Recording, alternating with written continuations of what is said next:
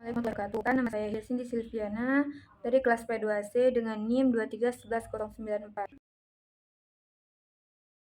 Tentang kias, ijma, dan istinbat. Yang pertama yaitu penjelasan tentang kias. Baiklah, langsung saja.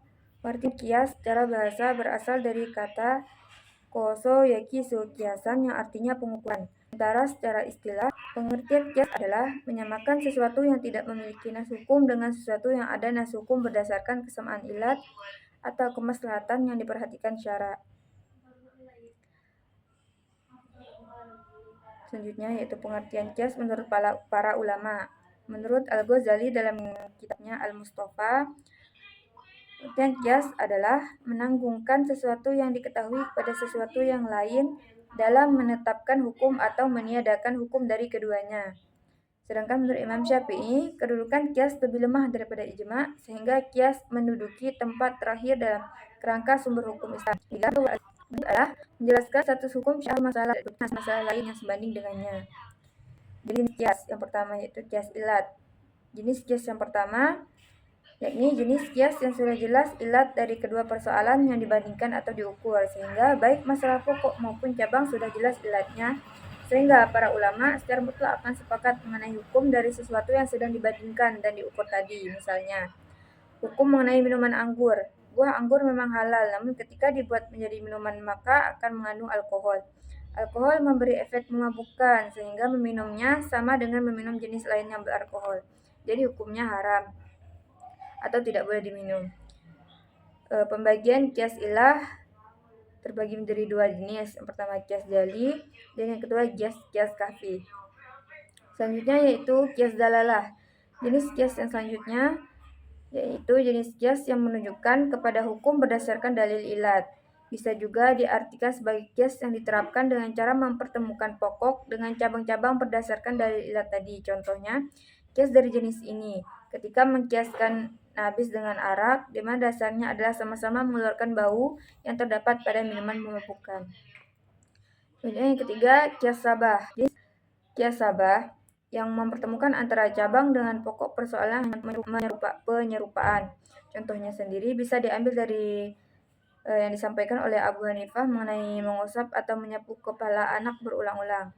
Tindakan tersebut kemudian dibandingkan dengan menyapu lantai dan memakai sapu, sehingga didapat kesamaan yaitu sapu. Hanya saja untuk kias sobah sendiri oleh beberapa muhakkikin mendapat penolakan, sehingga menjadi jenis kias yang terbilang jarang diterapkan. Rukun-rukun kias dan contoh hukum Islam. Yang pertama, al-aslu.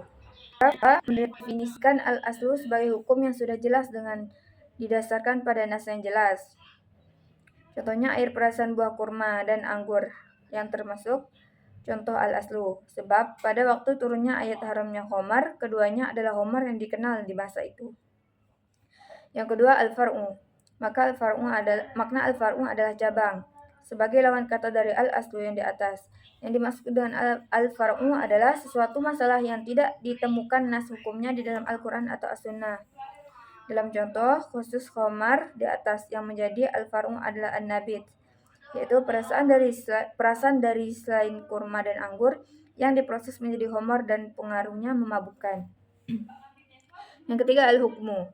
Yang dimaksud dengan al-hukmu adalah hukum syar'i yang ada dalam nas, di mana hukum itu tersemat pada al-aslu di atas.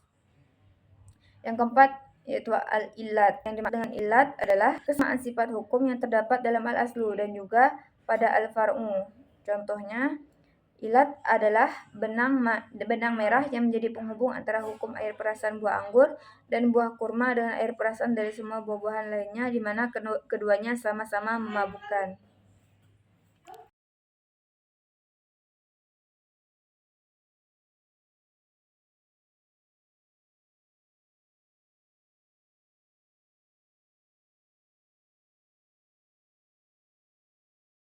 Ijma secara etimologi. Pengertian ijma mengandung dua arti. Ya Allah, banyak HP ini.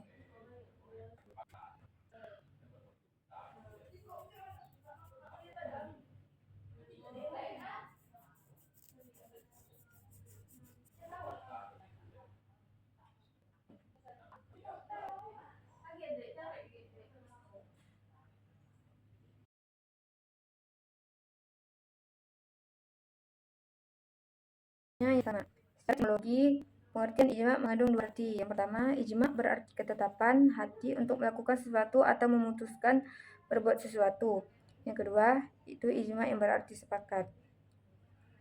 Sedangkan pengertian ijma adalah kesepakatan para ulama yang menetapkan suatu hukum dalam agama berdasarkan Al-Quran dan hadis dalam suatu perkara yang terjadi. Selanjutnya yaitu pengertian ijma menurut para ulama. Yang pertama, menurut Imam Al-Ghazali, ijma adalah kesepakatan umat Muhammad secara khusus atau suatu urusan agama. Yang kedua, Imam Al-Amidi. Menurut Imam Al-Amidi, ijma adalah kesepakatan sejumlah ahlul hal wa al-aq, para ahli yang berkompeten mengurus umat dari umat Muhammad pada suatu masa atas hukum suatu kasus. Selanjutnya, menurut Abdul Wahab Khalaf, ijma adalah konsensus semua mujtahid muslim pada suatu masa setelah Rasul wafat atas suatu hukum syara mengenai suatu kasus. Dalil tentang dasar ijma yang pertama di dalam Quran surah An-Nisa ayat 59 yang artinya, wahai orang-orang yang beriman, taatilah Allah dan taatilah Rasul Muhammad dan ulil amri, pemegang kekuasaan di antara kamu.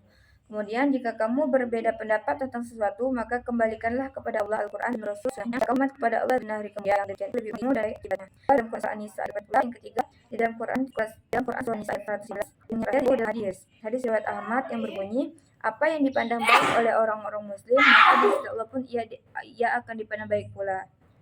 Selanjutnya macam-macam ijma. Yang pertama, ijma suri. Pengertian ijma suri adalah kesepakatan mujtahid baik melalui pendapat maupun perbuatan terhadap suatu masalah hukum yang dikemukakan dalam sidang ijma setelah masing-masing mujtahid mengemukakan pendapatnya terhadap masalah yang dibahas. Yang kedua, ijma suki adalah pendapat sebagian mujtahid pada suatu masa tentang hukum suatu masalah dan tersebar luas, sedangkan sebagian mujtahid lainnya diam saja setelah memiliki pendapat.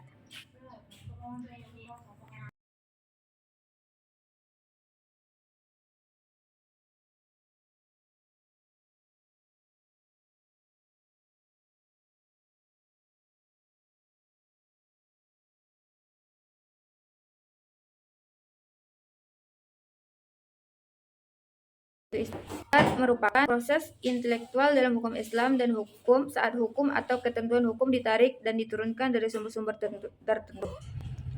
Istinbat adalah penentuan hukum yang berdasarkan prinsip-prinsip hukum Islam yang ditemukan dalam sumber utama seperti Quran dan hadis. Fungsi utama dari istinbat adalah untuk memberi panduan hukum yang sesuai dengan prinsip-prinsip agama Islam. Proses istinbat memungkinkan pemahaman yang lebih dalam tentang ajaran Islam dan memungkinkan hukum agama untuk menjadi relevan dan dalam berbagai konteks sosial. Beberapa fungsi utama dari istinbat, yang pertama yaitu menyediakan panduan hukum, yang kedua menyesuaikan dengan perubahan zaman. Selanjutnya yaitu metode istinbat. Metode istinbat, proses istinbat yang melibatkan beberapa metode yang digunakan para ulama cendekiawan agama. Yang pertama yaitu istinbat dari Al-Quran. Istinbat dapat dilakukan dengan penafsiran ayat-ayat Al-Quran dan menarik hukum-hukum yang tergantung di dalamnya. Yang kedua yaitu istinbat dari hadis. Hadis adalah sumber lain yang digunakan dalam proses istinbat. Para ulama menganalisis hadis-hadis yang relevan untuk mengemukakan petunjuk hukum. Yang ketiga yaitu istinbat dari qiyas. Metode ini melibatkan perbandingan situasi baru dengan situasi yang telah diatur dalam sumber-sumber utama. Yang keempat yaitu istinbat dari ijma.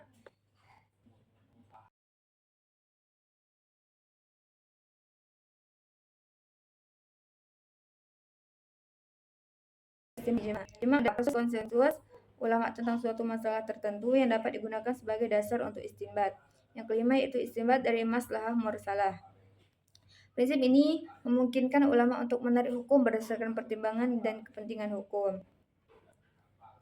Baiklah, itu saja materi yang dapat saya bahas. Apabila ada kata-kata yang salah, saya mohon maaf. Kepada Allah saya mohon ampun. Wassalamualaikum warahmatullahi wabarakatuh.